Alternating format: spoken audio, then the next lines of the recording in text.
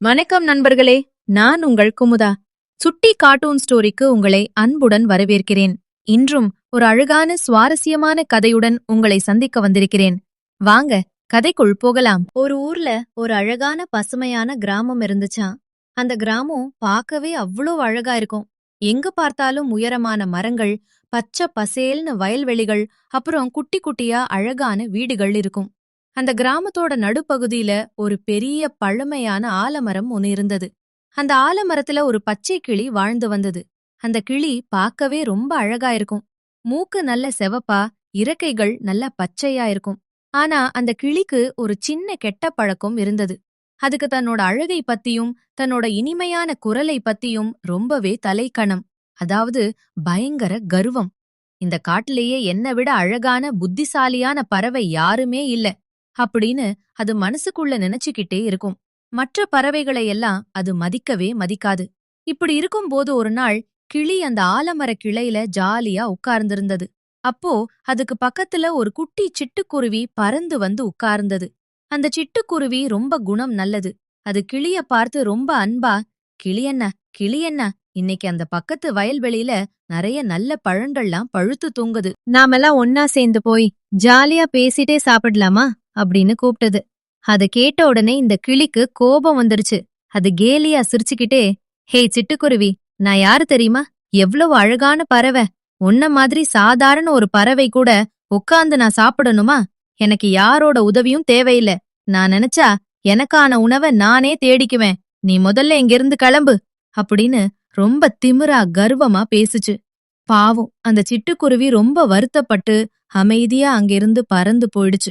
அன்னைக்கு சாயங்காலம் ஆச்சு. கிளிக்கு பசி எடுக்க ஆரம்பிச்சது.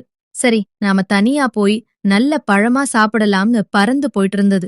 அப்படி பறக்கும்போது ஒரு வீட்டோட பின்புறத்துல ஒரு மரத்துல நிறைய பழங்கள் இருக்கிறத கிளி பாத்துடுச்சு. அரடா, இவ்வளவு பழங்கள் இருக்கே, இத நாம யாருக்கும் தெரியாம தனியா நாம மட்டுமே சாப்பிடலாம் அப்படின்னு பேராசையோட கீழே இறங்குச்சு. ஆனா பேராசை பெரு நஷ்டம்னு சொல்லுவாங்க இல்லையா? அந்த பழங்களுக்கு கீழே ஒரு வேடன் பழைய வலை ஒன்னு விரிச்சு வச்சிருந்தான்.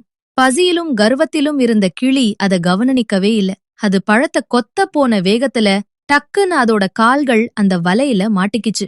கிளி எவ்வளவோ ட்ரை பண்ணி பார்த்தது. ஆனா அதால வலையிலிருந்து தப்பிக்கவே முடியல. வலை இன்னும் நல்லா இறுக ஆரம்பிச்சது. கிளிக்கு பயம் வந்துடுச்சு.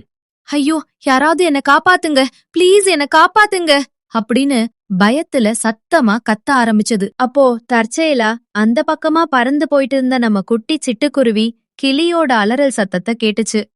ஆகா, இது நம்ம கிளி அண்ணாவோட குரல் மாதிரி இருக்கே அப்படின்னு வேகமா பறந்து வந்து பார்த்தது. அங்க கிளி வலையில சிக்கி தவிச்சுக்கிட்டு இருக்கறத பார்த்த உடனே சிட்டுக்குருவிக்கு மனசு தாங்கல. கிளி முன்னாடி நமக்கு பண்ணுன அவமானத்தை எல்லாம் அது யோசிச்சு கூட பாக்கல. உடனே கிளிகிட்ட வந்து, கிளி அண்ணா, நீங்க கொஞ்சம் கூட பயப்படாதீங்க, நான் உங்களை எப்படியாவது காப்பாத்துறேன் அப்படின்னு தைரியம் சொன்னது. சிட்டுக்குருவிக்கு உடம்புதான் சின்னது, ஆனா அதோட அழகு ரொம்ப கூர்மையானது. அது தன்னோட கூர்மையான அலகால அந்த வலையோட கைதுகளை ஒவ்வொன்னா கடிக்க ஆரம்பிச்சது. ரொம்ப நேர போராட்டத்துக்கு அப்புறம் ஒரு வழியா அந்த வலைய அறுத்துடுச்சு. அப்பார, கிளி ஒரு வழியா வலையிலிருந்து வெளியே வந்து தப்பிச்சது. வலையிலிருந்து வெளியே வந்த கிளிக்கு தன்னோட தப்பு என்னன்னு புரிஞ்சது. அது ரொம்ப வெக்கப்பட்டு தலை குனிஞ்சு சிட்டுக்குருவிய பாத்துச்சு. அதோட கண்கள்ல இருந்து கண்ணீர் வந்தது. சிட்டுக்குருவி, என்ன மன்னிச்சிடு. நீ ஒரு சாதாரண பறவைன்னு நினைச்சு உன்னை நான் ரொம்ப அவமானப்படுத்திட்டேன். ஆனா இன்னைக்கு நீதான் உன்னோட உயிரை பத்தி கூட கவலைப்படாம ஏன் உயிரை காப்பாத்திருக்கே. என்னுடைய கர்வமும் தலைக்கணமும் தான் என்னை இந்த ஆபத்துல கொண்டு போய் விட்டுச்சு. நான் பண்ணுன தப்புக்கு என்ன மன்னிச்சிடு அப்படின்னு அழுதுகிட்டே கேட்டுச்சு.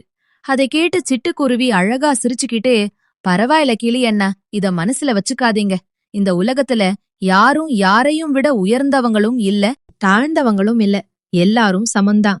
ஒவ்வொருத்தருக்கும் ஒரு தனித்திறமை இருக்கும். அதனால யாரையும் நாம குறைவா மதிப்பிடக்கூடாது அப்படின்னு ரொம்ப பக்குவமா சொன்னது.